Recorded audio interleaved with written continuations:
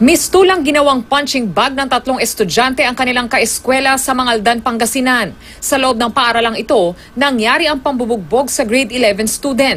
Base sa investigasyon ng pulisya, paglabas ng kantin ng biktimang si Kenneth Langit, nilapitan siya ni George Maramba at saka pinagsasapak.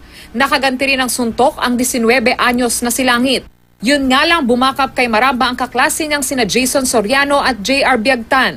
Kaya ang nangyari, isa laban sa 3 grade 12 student, lahat 20 anyos o pataas. Tumamba si Langit at sa tindi ng inabot ay naihipa raw bago nawala ng malay. Masama rin yung loob ko dahil parang anak ko na rin yun pamangking ko. Naawa ko sa kanya sa ginawa nila.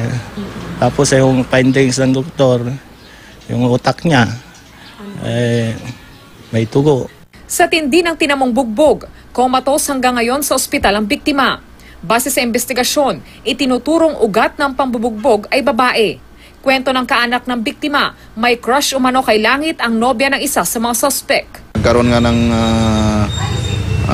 hindi pagkakanuan yung dalawa kasi dati nang may alitan. May mga lumalabas sa mga group chat na mayroong parang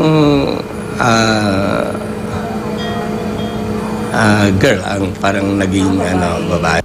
Sumuko sa pulisya sina Maramba at Soriano pero tumanggi silang magbigay ng pahayag. Habang si Biagtan nadakip naman sa ikinasang manhunt operation. Yun ang una.